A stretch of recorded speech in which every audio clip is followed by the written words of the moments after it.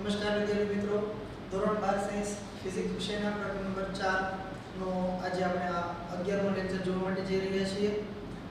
છેલ્લા લેક્ચર 10 ની જો વાત કરીએ તો એના અંદર આપણે વિદ્યુત પ્રવાહ આધારિત પરિમિત લંબાઈનો તાર અને એનાથી કંઈક લંબ અંતર આપણે a જેટલું લંબ અંતર લીધું હતું. તો ત્યાં a જેટલા લંબ અંતરે આવેલા બિંદુએ ચુંબકીય ક્ષેત્રનું સૂત્ર છે આપણે તારવ્યું. એના આધારે આપણે અનંત લંબાઈનો તાર હોય તો એનું શું સૂત્ર આવશે, તેમજ અર્ધ અનંત લંબાઈનું તાર છે એના લીધે મળતા ચુંબકીય ક્ષેત્ર અને છેલ્લે વર્તુળાકાર વાહક રૂપ હોય એમના લીધે મળતા ચુંબકીય ક્ષેત્રની આપણે ચર્ચા કરી. આજે આપણે હજુ વધારે બે કિસ્સાઓ જોવાના છે. આમ જોવા જાવ તો પરિમિત લંબાઈનો તાર, અનંત લંબાઈનો તાર, અર્ધ અનંત લંબાઈનો તાર, વર્તુળાકાર લૂપ, આ ચાર કિસ્સાઓ ઉપરાંત આજે બે કિસ્સાઓ આપણે જોઈશું. આ 6 કિસ્સાઓ જે છે એમના જે કઈ સૂત્ર છે એ ખાસ આપણે યાદ રાખવાના છે. આમના આધારે નીટ જેડબલઈ ની અંદર આપણને પ્રશ્ન છે પૂછાતા હોય અને પછીના લેક્ચરની અંદર આપણે બધા પ્રશ્નોને પણ સોલ્વ કરીશું. તો આ બધા જે કઈ 6 કિસ્સાઓ છે એ બાયો-સાવર્ટના નિયમને લગતા જ છે, બરાબર. આપણે શરૂઆતમાં વાત કરીએ બાયો-સાવર્ટનો નિયમ ખૂબ નાનો છે પણ એના ઉપયોગથી તમે ઘણા બધા સૂત્ર છે બનાવી શકો. સૌથી પહેલા તો આપણે આજના લેક્ચરને શરૂ કરતા પહેલા છેલ્લે જે લેક્ચર નંબર 10 ની અંદર આપણે જે કાંઈ અગત્યના મુદ્દાઓ જે કાંઈ સૂત્રો તારવ્યા એ મેં અહીંયા સારાંશ સ્વરૂપે લખ્યા છે. એમાં સૌથી પહેલો જે મુદ્દો છે, પરિમિત લંબાઈના પ્રવાહ-આધારિત તારના લીધે તારથી a જેટલા લંબ અંતરે આવેલા બિંદુએ ઉદ્ભવતું ચુંબકીય ક્ષેત્ર. સૂત્ર આપણે અગાઉના લેક્ચરમાં તારવ્યું હતું, μ0/4π I/a sin phi1 sin phi2. અહીંયા a લંબ અંતર છે, phi1 અને phi2 એ ખૂણાઓ જે આપણે માપવાના હોય, કઈ રીતે માપવા બધી આપણે ચર્ચા કરી હતી. એમ છતાં અહીંયા આગળ હું તમને એની આકૃતિ દોરીને બતાવી દઉં. પરિમિત લંબાઈનો તાર એટલે કે ચોક્કસ લંબાઈ આપણને આપી દે. ધારો કે આ એક તાર છે, તારને આપણે નામ આપી દઈએ AB, અને આ જે તાર છે એની લંબાઈ આપણને કંઈક આપી દીધેલી હોય, 1 મીટર, 2 મીટર, બરાબર. કોઈ ચોક્કસ લંબાઈનો તાર છે અને આમાંથી કંઈક વિદ્યુત પ્રવાહ I પસાર થતો હોય, બરાબર. તો બીજી એક વાત ખાસ યાદ રાખજો મિત્રો કે પરિમિત લંબાઈના પ્રવાહ-આધારિત તારમાં જે કંઈ ચુંબકીય ક્ષેત્ર આપણે ગણવાનું થાય ત્યાં તારની લંબાઈ કંઈ મહત્વ રાખતી નથી. સૂત્ર તમે જુઓ અહીંયા અંદર ક્યાંય તમને પદ L જોવા નહીં મળે, બરાબર. તો એ માત્ર એક પ્રશ્નમાં આપણને ખ્યાલ આવે કે અહીંયા આપણે પરિમિત લંબાઈ વાળો પ્રશ્ન છે એ લગાડવાનો છે, તે સૂત્ર લગાડવાનું છે, એના માટે તમને આ L જે છે આપેલું હોય છે. ઓકે, તો આ પરિમિત લંબાઈનો તાર, એમાંથી I જેટલો વિદ્યુત પ્રવાહ વહે છે અને આ તારથી કંઈક a જેટલા લંબ અંતરે, ધારો કે એ બિંદુ અહીંયા છે તો આ જે અંતર છે એને હું કહીશ a, આટલું અંતર, અને આ બિંદુએ આપણે ચુંબકીય ક્ષેત્ર મેળવવાનું હોય. બિંદુને આપણે નામ આપી દઈએ P. તો ત્યાં આગળ આપણે સૂત્ર લગાડીશું μ0/4π I/a, એટલે આ લંબ અંતર. અને હવે વાત કરીએ sin phi1 sin phi2. તો એ ખૂણાઓ આપણે કઈ રીતે માપી શકીએ? તો કે આ જે લંબ અંતરવાળી લાઈન હોય એના જે બિંદુએ આપણે ચુંબકીય ક્ષેત્ર શોધવાનું હોય એ બિંદુને તારના એક છેડા સાથે જોડો અને એમની વચ્ચે જે ખૂણો મળે આ એને આપણે ખૂણો કહીશું phi1.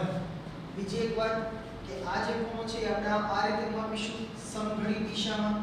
phi1 ખૂણો છે, બરાબર, આ ઉપર તરફ આ રીતે, અને એ બિંદુને તમે તારના બીજા છેડા સાથે જોડો અને આ જે ખૂણો મળે એને આપણે કહીશું phi2, બરાબર. અને આ ખૂણો જે માપવાનો છે આપણે આ રીતે માપવાનો છે. ખૂણો માપવાનો આપણે આ લંબ રેખાથી જ છે પણ આમ નીચે તરફ, બરાબર. કહી શકાય કે વિષમઘડી દિશામાં આપણે ખૂણો માપવાનો થાય. તો આ પરિમિત લંબાઈનું સૂત્ર. ત્યારબાદ આના પરથી જ આપણે અનંત લંબાઈના પ્રવાહ-આધારિત તારના લીધે જે કંઈ ચુંબકીય ક્ષેત્ર મળે એનું સૂત્ર આપણે અહીંયા લખ્યું છે μ0I/2πa.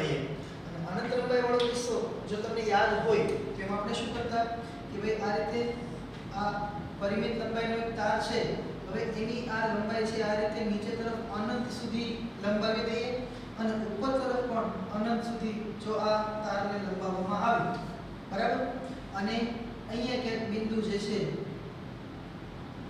આ એક બિંદુ છે કે જેનાથી a જેટલા લંબ અંતરે છે, બિંદુ અહીંયા આપણે નામ આપીએ P. તો હવે અહીંયા શું થશે કે પેલા phi1 અને phi2 જે ખૂણાઓ છે, કારણ કે હવે શું કરીશું આપણે આ બિંદુને આ તારના છેડા સાથે જોડવાનું છે. હવે આ તારનો છેડો તો અનંત અંતરે હશે, તો ત્યાં આગળ તમે જોડવા જાઓ તો લગભગ આ સીધી રીતે આમ આગળ તરફ જશે, કારણ કે અનંત અંતરે જઈને બંનેને એકબીજા સાથે આપણે જોડવાના છે.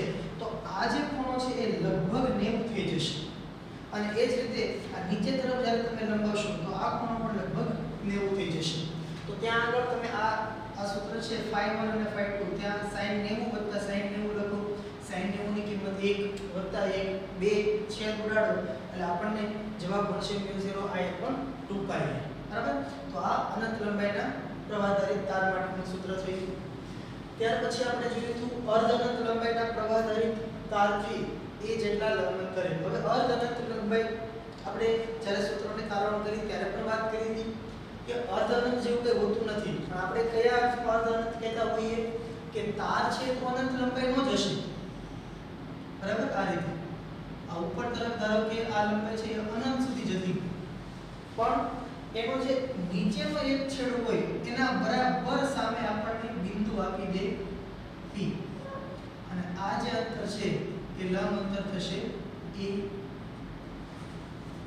તો અહીંયા આગળ તમે જોશો કે પેલો ઉપર તરફનો ખૂણો છે phi1 એ 90 થઈ જશે, પણ નીચે તરફનો ખૂણો 0 થશે, કારણ કે બિંદુ છે છેડાની બરાબર સામે છે.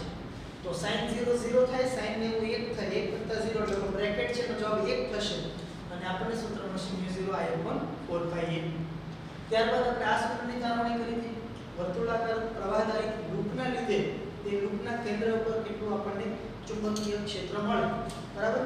તો પ્રવાહધારિત લૂપ ધારો કે આ રીતે એક વર્તુળાકાર પ્રવાહધારિત લૂપ છે અને એમાંથી એક વિદ્યુત પ્રવાહ વહેતો હોય, તો આ બધા જે કંઈ વિદ્યુત પ્રવાહ વહે છે એના લીધે અહીંયા કેન્દ્ર આગળ એક ચુંબકીય ક્ષેત્ર ઉદ્ભવશે, અને આ લૂપની જે ત્રિજ્યા છે એને આપણે કહીશું a. સામાન્ય રીતે ત્રિજ્યાને મિત્રો આપણે r વડે બતાવતા હોઈએ, પણ આપણે આગળના જે કંઈ સૂત્રને તારવણી કરી એ બધાની અંદર લંબ અંતરને આપણે a વડે બતાવ્યું છે. તો અહીંયા જો તમે r બતાવો તો અહીંયા r લખી દઈશું. તો આ પ્રવાહધારિત લૂપના લીધે અહીંયા કેન્દ્ર ઉપર આવેલું બિંદુ ધારો કે P છે, તો આ કેન્દ્ર ઉપર આપણને આ લૂપના લીધે મળતું ક્ષેત્ર મળશે μ0I/2a. આ a એ વર્તુળની ત્રિજ્યા છે. ત્યારબાદ ચુંબકીય ક્ષેત્ર જે છે, ખાસ લૂપ વખતે આપણે ખાસ ધ્યાન રાખવાનું કે જો લૂપમાંથી વહેતો પ્રવાહ સમઘડી દિશામાં હોય તો કેન્દ્ર આગળનું ચુંબકીય ક્ષેત્ર એ અંતર તરફ જતી દિશામાં હોય, અને જો લૂપમાંથી વહેતો પ્રવાહ વિષમઘડી દિશામાં હોય તો કેન્દ્ર આગળનું ચુંબકીય ક્ષેત્ર એ બહાર તરફ આવતી દિશામાં હશે. જે તે પ્રશ્ન આવશે તેના પછી આપણે ફરી વખત એ વસ્તુ જોઈ લઈશું. તો અહીંયા સુધીના સૂત્રની તારવણી આપણે છેલ્લા લેક્ચરની અંદર કરી હતી, અને આજે આપણે 4 અલગ અલગ કિસ્સાઓની આપણે તારવણી કરી સૂત્રોની. હવે આજનો લેક્ચર આપણે કન્ટિન્યુ કરીએ તો એના અંદર આપણે હજુ વધારે 2 કિસ્સાઓ છે જોવાના છે. એમાંનો સૌથી પહેલો કિસ્સો છે પ્રવાહધારિત તારની અક્ષ ઉપર કોઈ બિંદુ આવેલું હોય તો ત્યાં આગળ આપણને ચુંબકીય ક્ષેત્ર કેટલું મળે. હવે અહીંયા તમે જુઓ કે આ તાર આપણે આ રીતે બતાવતા, એમાંથી વહેતો પ્રવાહ I.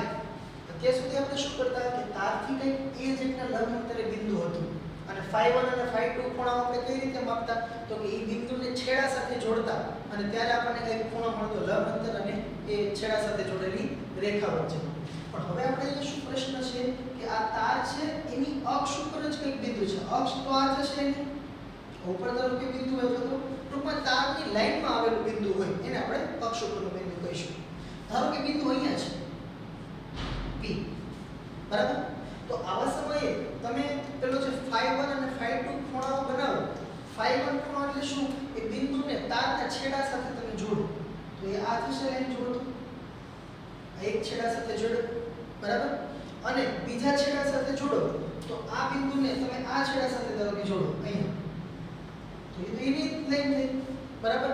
એટલે કોઈ પણ પ્રકારનો ખૂણો છે φ1 કે φ2 બનતો નથી. અને φ1 અને φ2 બંનેને આપણે આ કિસ્સામાં શૂન્ય લઈશું. φ1 બરાબર φ2 બરાબર 0, બરાબર? તો આવા કિસ્સામાં આપણે ચુંબકીય ક્ષેત્રનું જે સૂત્ર છે, પહેલા તો અહીંયા હું સૂત્ર લખું. B બરાબર μ0/4π I/a sin φ1 plus sin φ2. અહીંયા φ1 અને φ2 બંને ખૂણાઓ છે 0 બનશે. એટલે અહીંયા હું લખી નાખીશ sin 0 plus અહીંયા પણ થઈ જશે sin 0. sin 0 ની કિંમત 0 + 0 શૂન્ય થશે. અને 0 એને ગુણાકારમાં આ આખો પદ છે, તો 0 into something that is 0. અને પરિણામે આપણને ચુંબકીય ક્ષેત્ર 0 મળે. તો આ એક અગત્યનું પરિણામ છે આપણા માટે. ખાસ યાદ રાખીશું આપણે કે કોઈ પણ તારની અક્ષ પર આવેલું બિંદુ હોય, એ પછી તાર અનંત લંબાઈનો હોય, અર્ધ અનંત લંબાઈનો હોય, પરિમિત લંબાઈનો હોય, કોઈ પણ પ્રકારનો તાર તમને આપ્યો હોય અને એની અક્ષ પર બિંદુ, તારની લાઈનમાં જ બિંદુ આવેલું હોય, તો એ બિંદુ આગળ એ તારના લીધે ચુંબકીય ક્ષેત્ર જે મળે એ શૂન્ય હશે, બરાબર? ઓકે. ત્યારબાદ છેલ્લો જે કિસ્સો છે એ આમ જોવા જાવ તો આપણે વર્તુળાકાર લૂપ માટે જે સૂત્રની તારવણી કરી એના જેવો જ છે, પણ વર્તુળાકાર લૂપ એ કોઈ ખાસ કિસ્સો થઈ જાય. પણ અહીંયા જે આપણે સૂત્રની તારવણી કરીશું એના પરથી તમે બીજા બધા અલગ અલગ ચાપ હોય એમના માટે તમે ચુંબકીય ક્ષેત્રના સૂત્રથી મેળવી શકો. પ્રશ્ન કંઈક આ રીતે છે કે કેન્દ્ર આગળ થીટા જેવો ખૂણો બનાવતું હોય એવી કોઈ પ્રવાહધારી ચાપ તમને આપેલી હોય, તો એના લીધે કેન્દ્ર આગળ આપણને કેટલું ચુંબકીય ક્ષેત્ર મળે. જો સૌપ્રથમ એની આપણે અહીંયા આકૃતિ બનાવીએ તો એક ચાપ છે, ધારો કે આ રીતની એક ચાપ છે, બિંદુ A અને આને કહીએ આપણે બિંદુ B. એક રીતે તાર જ હશે, બરાબર? પણ આ સીધો તાર નથી, એને કંઈક આપણે વાળી નાખ્યું છે, બરાબર? એક ચાપ સ્વરૂપે વાળ્યો છે. હવે આમ જોવા જાવ તો આ એક વર્તુળનો જ નાનો ભાગ કહેવાય. ધોરણ 10 ની અંદર પણ તમે લઘુચાપ અને ગુરુચાપ આવી વસ્તુઓ શીખીને આવ્યા છો. તો આ લઘુચાપ થશે વર્તુળનું, તો એ વર્તુળ ઉપર કંઈક ખૂણો છે બનાવતો છે વર્તુળના કેન્દ્ર આગળ.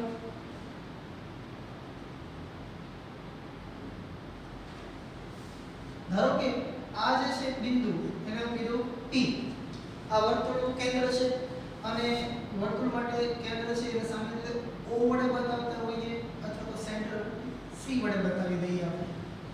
હવે ધારો કે આ ચાપ એ કેન્દ્ર આગળ થીટા જેટલો ખૂણો બનાવે છે. આ જે છે અંતર B થી C સુધીનું એ આ વર્તુળની ત્રિજ્યા થશે. વર્તુળની ત્રિજ્યાને આપણે A વડે બતાવીએ, બરાબર? અગાઉ પણ આપણે વાત કરી રહ્યા છીએ કે આ ચાપમાંથી ધારો કે જો આ રીતે અહીંથી પ્રવાહ વહેતો હોય, આ જેટલો વિદ્યુત પ્રવાહ વહે છે, તો આ બિંદુ આગળની જો હું વાત કરું તો વિદ્યુત પ્રવાહની જે દિશા છે એ આપણને કંઈક આમ મળશે, સ્પર્શકની દિશામાં, બરાબર? આ બિંદુ આગળની વાત કરો કે આ બિંદુ આગળ વિદ્યુત પ્રવાહ છે કઈ દિશામાં છે, તો કે આ રીતે સ્પર્શકની દિશામાં હશે. અને ત્યાં સુધીનું જે અંતર આપણે લઈએ તો એ આપણી ત્રિજ્યા થશે. અને આપણે બહુ સારી રીતે જાણીએ છીએ મિત્રો કે વર્તુળ માટે ત્રિજ્યા અને સ્પર્શક બંને એકબીજાને લંબ હોય છે, બરાબર? તો આપણે અહીંયા જે સૂત્ર મેળવવું છે એ આપણે બાયો-સાવર્ટના નિયમનો ઉપયોગ કરીને મેળવીશું.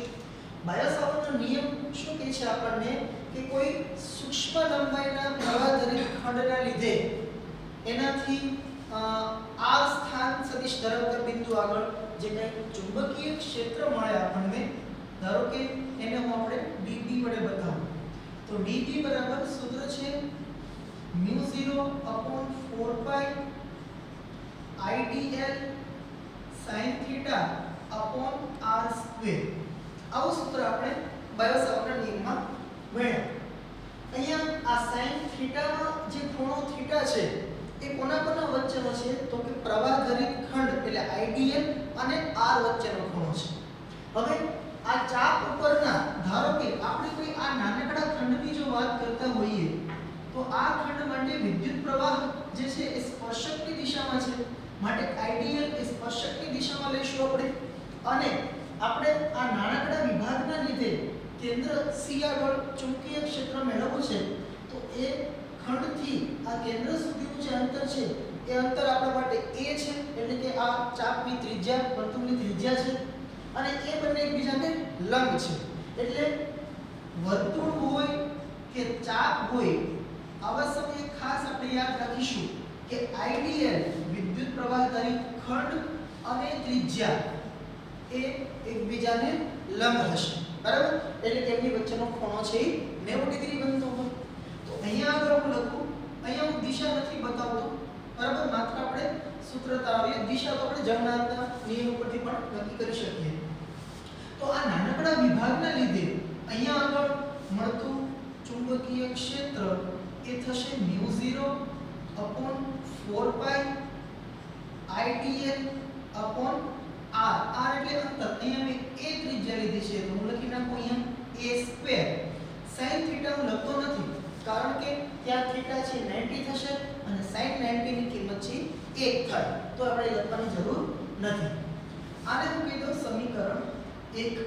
તો આ જે કઈ આપણને ચુંબકીય ક્ષેત્રનું સૂત્ર મળ્યું એ કોના લીધે મળ્યું તો કે આ નાનકડા ચાપના લીધે, આટલા ચાપના લીધે, સોરી નાનકડા ખંડના લીધે. ચાપનો પણ નાનો એવો ખંડ, તો એના લીધે આપણને અહીંયા ચુંબકીય ક્ષેત્ર છે આટલું મળે.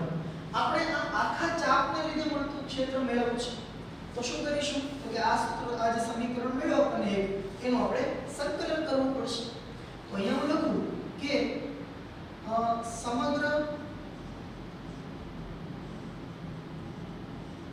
ચાપને લીધે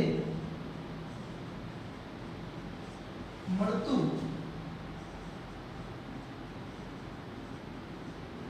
ચુંબકીય ક્ષેત્ર. તો આ સમીકરણનું સંકલન કરીશું. dB નું સંકલન થશે b μ0 4 પાઈ. આ તો અચળ છે તો એને આપણે સંકલનની બહાર લખીશું. ઉપરાંત તમે આ dl વિભાગ કોઈ પણ જગ્યાએ લો, પ્રવાહ તો બધામાંથી સરખો રહેવાનો એટલે I બધા માટે સમાન છે. છેદમાં a સ્ક્વેર, તો a તો ત્રિજ્યા છે, કોઈ પણ જગ્યાએ તમે dl જેટલું સૂક્ષ્મ ખંડ લો, લંબ અંતર તો બધા માટે સમાન રહેવાનું છે, અચળ છે. તો સંકલન કોનું થશે અહીંયા માત્ર dl. dl શું છે તો કે તમે જે ખંડ લ્યો છો તેની લંબાઈ. હવે એ dl લંબાઈ તો નાની હોઈ શકે, મોટી હોઈ શકે, બરાબર. એટલે એ આપણે અહીંયા સંકલન કરીશું. હવે dl નું સંકલન થશે l, તો સૂત્ર મળશે μ0 4 પાઈ I a સ્ક્વેર l. સમીકરણ 2. હવે આ l એ શું છે તો કે આ ચાપ AB ની લંબાઈ. હવે ધોરણ 11 ની અંદર આપણે સમતલ કોણ આવી એક ભૌતિક રાશિ ભણ્યા અને સમતલ કોણની જે વ્યાખ્યા હતી, સમતલ કોણ બરાબર ચાપ ભાગ્યા ત્રિજ્યા.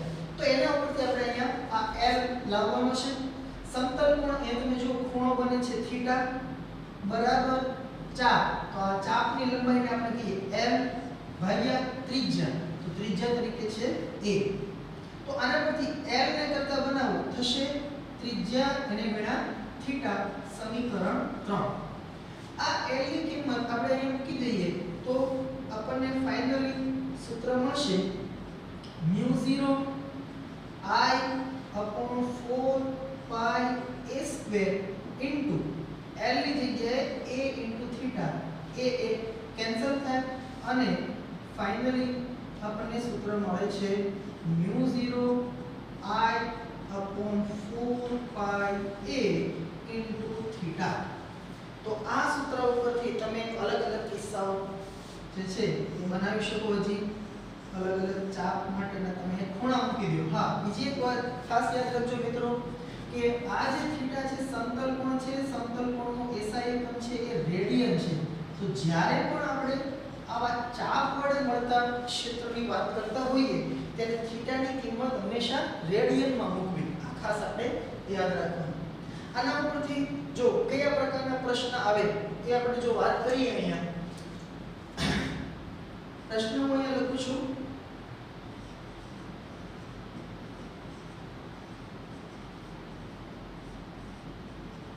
નીચેની આકૃતિઓ પરથી બિંદુ P આગળ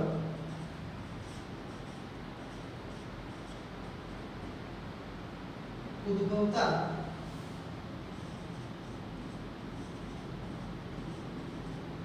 ચુંબકીય ક્ષેત્ર મેળવો. એક પ્રશ્ન લખી નાખીએ. હવે અલગ અલગ આકૃતિ આપણે બનાવશું, બધા માટે એક જ પ્રશ્ન સમાન છે. બરાબર? સિમ્પલ પ્રશ્નથી આપણે શરૂઆત કરીએ. સૌથી પહેલી આકૃતિ હું અહીંયા બનાવું છું એ કંઈક આ પ્રકારે છે.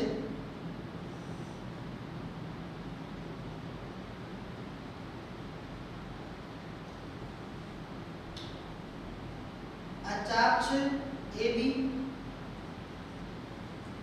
અને આ જે ત્રિજ્યા છે એ છે A જેટલી અને બિંદુ છે એ અહીંયા છે P અને આ ખૂણો છે એ 90 ડિગ્રી છે.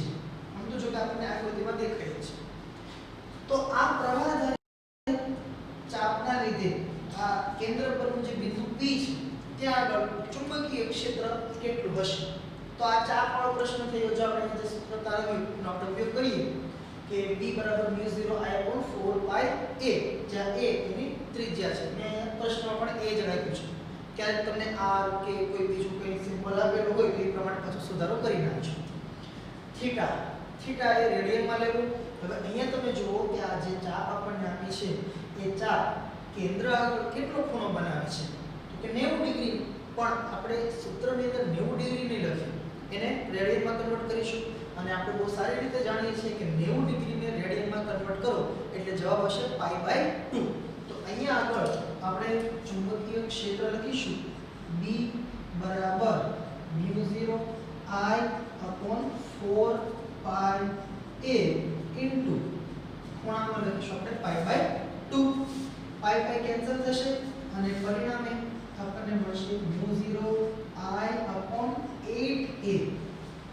હવે આખા વર્તુળાકાર લૂપના લીધે કેન્દ્ર આગળનું જે ચુંબકીય ક્ષેત્રનું સૂત્ર છે μ0I/2a. અહીંયા તમે જોવા જાવ કે આ જે મેં ચાપ દોર્યું છે વર્તુળનો ચોથો ભાગ છે એવું કહી શકાય. બરાબર? તમે જુઓ કે આ જે કાંઈ આપણને જવાબ મળ્યો આમ પણ લખી શકું 1/4 બ્રેકેટમાં μ0I/2a. તો આ આખા વર્તુળનું ચુંબકીય ક્ષેત્ર છે અને એનો ચોથો ભાગ, કારણ કે લૂપ છે ચોથા ભાગની છે. આ રીતે પણ આપણે યાદ રાખી શકીએ. બીજી વાત, ચુંબકીય ક્ષેત્ર સદિશ રાશિ છે, મને પણ ખ્યાલ છે, પણ અહીંયા આગળ અલગ અલગ કિસ્સાઓમાં એની દિશા અલગ અલગ હોય એટલે સૂત્રની અંદર હું એને બતાવતો નથી. હા, આ કેસમાં જો હું વાત કરું તો ચુંબકીય ક્ષેત્ર જમણા હાથના અંગૂઠાના નિયમની મદદથી આપણે મેળવતા હોઈએ. અંગૂઠો પ્રવાહની દિશામાં રાખો, આંગળા એ ચુંબકીય ક્ષેત્રની દિશા દર્શાવે. અહીંયા તમે જુઓ કે પ્રવાહની દિશામાં આપણે અંગૂઠો રાખીએ તો એ બિંદુ આપણો અહીંયા છે, તો ત્યાં આગળ આંગળા જે છે એ સમતલને લંબરૂપે અંદર તરફ જતા હોય. તો આ કિસ્સામાં અહીંયા ચુંબકીય ક્ષેત્ર અંદર તરફ જતી દિશામાં એટલે કે ક્રોસ વડે બતાવી શકાય. જો પ્રવાહ છે એ B થી A તરફ જતો હોય તો ત્યાં ડોટ આવે એટલે કે ક્ષેત્ર છે બહાર તરફ. બરાબર? ઓકે. હવે એના પછી હજુ એક કિસ્સો લઈએ. આ તો બહુ સિમ્પલ થઈ ગયું. હવે બીજી એક આકૃતિ અહીંયા હું બનાવું છું, ખાસ વ્યવસ્થિત ધ્યાન રાખજો. આકૃતિ કંઈક આ રીતે છે.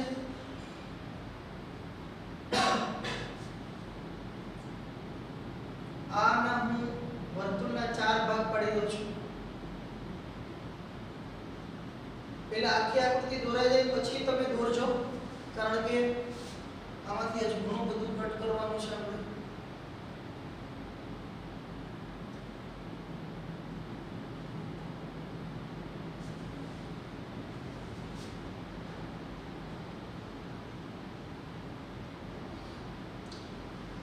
આ તાર કંઈક આ રીતે તમને વાળીને આપેલો છે. બરાબર? આ A B આખો આ રીતે આપણે વાળેલું છે, આ ચાપ બનાવેલું છે અને આ ગુરુ ચાપ થશે. બરાબર? અને આ જે ખૂણો છે એ તો તમને દેખાય જ છે કે આ ચોથો ભાગ છે એટલે અહીંયાનો જે ખૂણો છે એ 90 ડિગ્રી હશે. બરાબર? અને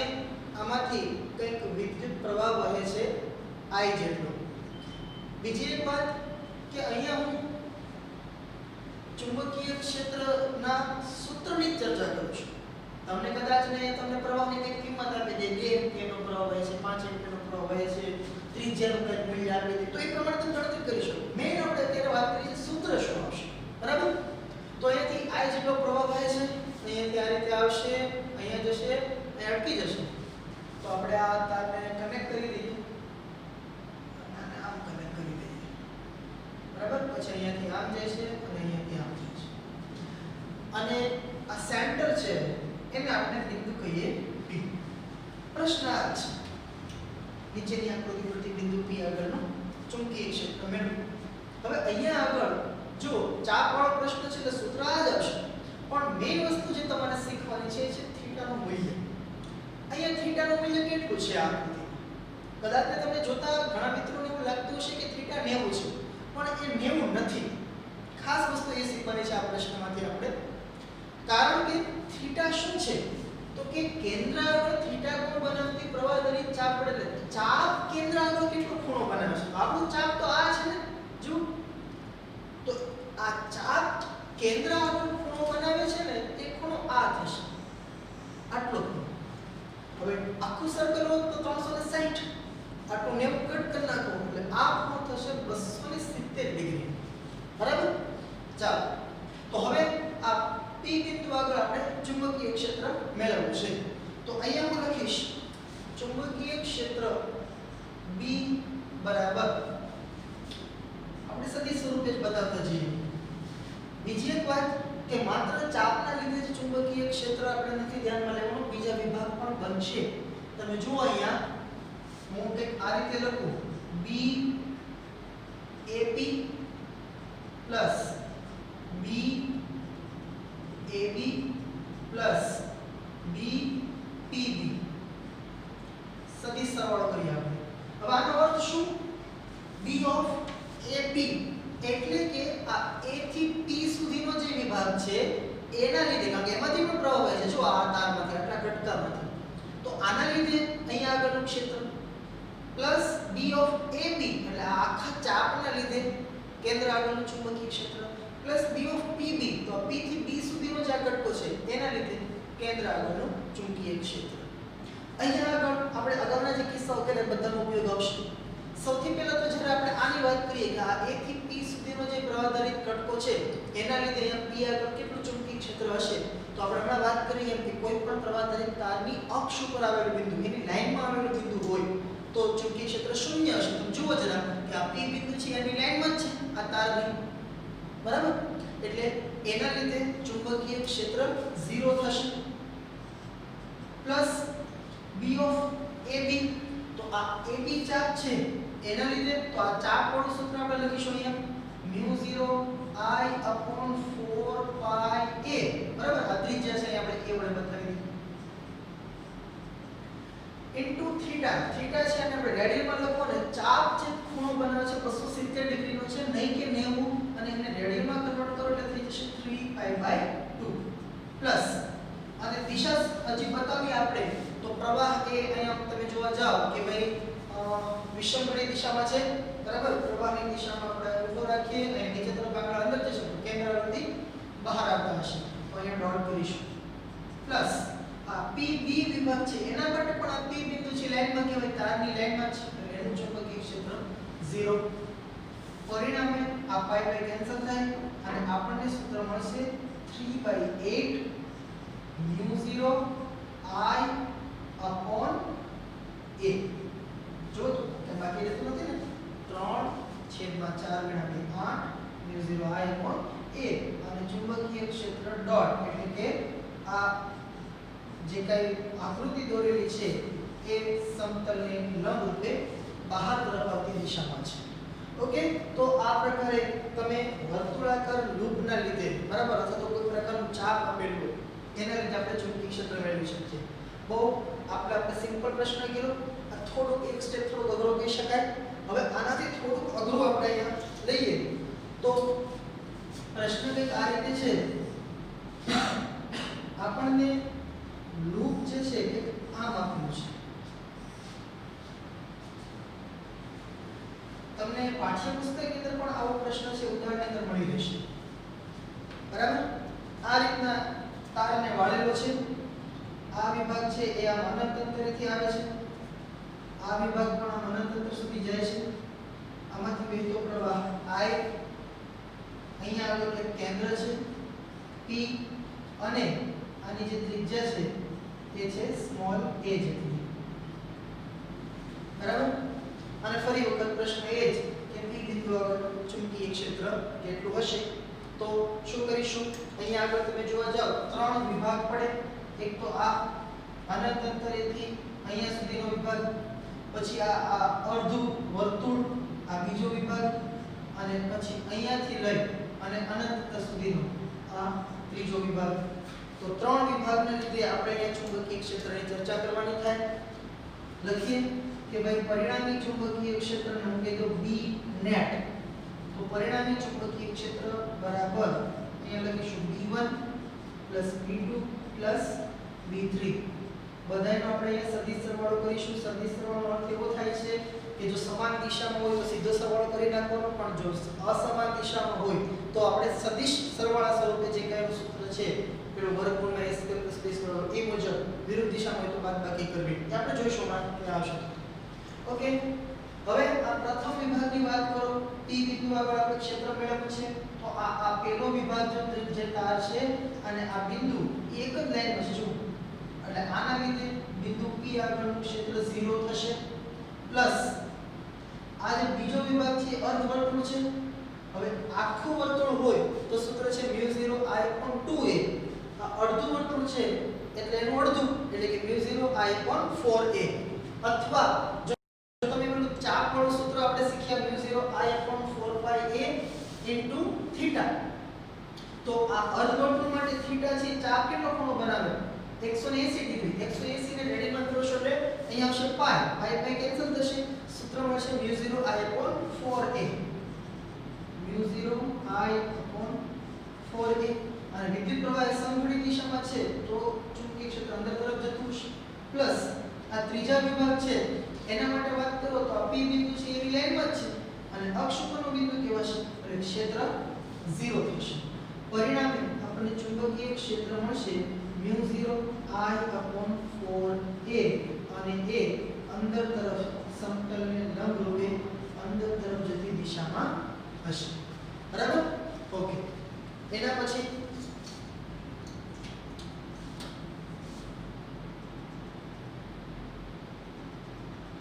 આપણે સ્ટેપ બાય સ્ટેપ થોડું ડિફિકલ્ટ બનાવતા જઈશું બધા પ્રશ્નોને. એના પછીનો પ્રશ્ન આપણે કે આ રીતે બનાવીએ. આકૃતિ જે છે એ આ રીતે છે.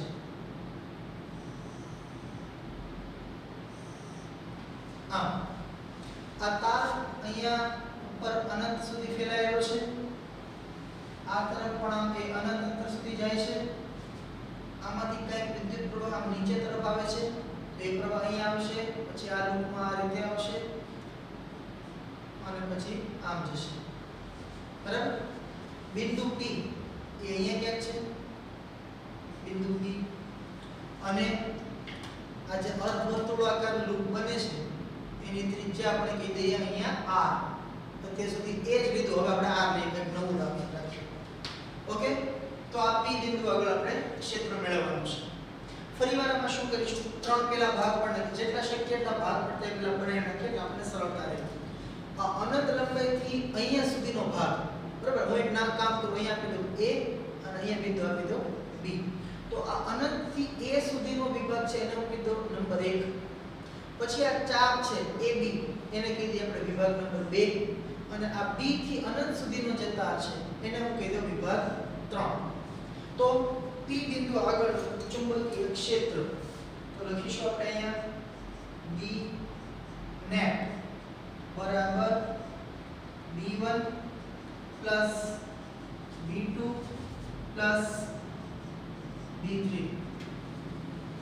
B1 ની વાત કરીએ તો આ અનંત લંબાઈથી a સુધીનો જે પહેલો વિભાગ છે એના લીધે P બિંદુ આગળનું ક્ષેત્ર મેળવવા જાઓ તો આ P બિંદુ એ આ તારની લાઈનમાં જ છે. તમે જુઓ તો તારની અક્ષ ઉપરનું બિંદુ કેવા છે અને આના લીધે આ P બિંદુ આગળનું ક્ષેત્ર મળશે 0 પ્લસ B2. તો બીજો વિભાગ છે એ આવા અર્ધવર્તુળાકાર સ્વરૂપે છે અને અર્ધવર્તુળાકાર લૂપ હોય તો એના લીધે કેન્દ્ર આગળનું ક્ષેત્ર મળશે આપણને μ0I/4a ત્રિજ્યા આપણે અહીંયા r લીધી છે એટલે 4r અને તમે જુઓ પ્રવાહ જે છે આ રીતના છે આમ વિષમગળી દિશામાં થશે આમ જુઓ તમે જરા તો અહીંયા અંદર અને કેન્દ્ર આગળ છે બહાર તરફ છે એટલે અહીંયા હું ડોટ કરું છું પ્લસ આ ત્રીજો વિભાગ છે ભલે અનંત સુધી જાય પણ એના લીધે ક્ષેત્ર 0 નથી થતું ખાસ ધ્યાન રાખજો તમે જુઓ એ નવો આપણે કન્સેપ્ટ આમાં એડ થાય છે કે આ b થી અનંત સુધીનો જે ત્રીજો વિભાગ છે આના લીધે p બિંદુ આગળનું જ્યારે આપણે ક્ષેત્ર મેળવો તો આ p બિંદુ એ આની લાઈનમાં નથી પણ એનાથી કંઈક અંતરે છે એટલે અંતર કેટલું છે આ r જેટલું જ હશે બરાબર તો હવે તમે ખાલી આટલા કિસ્સાને ધ્યાનમાં લો b થી અનંત સુધીનો તાર અને b ની બરાબર સામે બિંદુ p એટલે અહીંયા કિસ્સો લાગુ પડશે અર્ધ અનંત લંબાઈનો તાર આપણે હમણાં જે વાત કરી તો અર્ધ અનંત લંબાઈનો તાર હોય એના લીધે ચુંબકીય ક્ષેત્રનું સૂત્ર મળે છે આપણને μ0 I હમણાં જ આપણે કહ્યું 4πa છેદમાં આવશે 4π a તો એ ત્રિજ્યા છે આપણે સોરી લંબાઈ છે r વડે બતાવ્યું છે 4π r અને દિશાની જો વાત કરીએ તો આ જે આટલો વિભાગ છે એમાં પ્રવાહ આમ જાય છે તો પ્રવાહની દિશામાં મોટો રાખો તો નીચે તરફ આગળ અંદર જશે પણ બિંદુ આ p ઉપર છે તો ત્યાં આગળ છે આગળ બહાર તરફ આવતા હશે એટલે ચુંબકીય ક્ષેત્ર છે બહારની દિશામાં હશે બંનેમાંથી μ0 I/4r કોમન નીકળે બ્રેકેટમાં રહેશે અહીંયા 1 પ્લસ અહીંયા આવશે 1/π બીજી એક વાત શા માટે મેં સરવાળો કર્યો કારણ કે બંને એક જ દિશામાં છે જો વિરુદ્ધ દિશામાં હોત તો બાદબાકી કરે સાદુરૂપ આપીએ μ0 I/4r અહીંયા તમે ક્રોસ ગુણાકાર કરો તો π * 1 that is π + 1 અને આખાના છેદમાં π આ π ને ફરી વખત બહાર લખી દઈએ તો સૂત્ર મળશે μ0 I/4πr બ્રેકેટમાં π + 1 અને આનું જે કાંઈ પરિણામી ચુંબકીય ક્ષેત્ર છે એ આપણને બહાર તરફ આવતું સમતલને લંબ રૂપે બહાર તરફ આવતી દિશામાં મળશે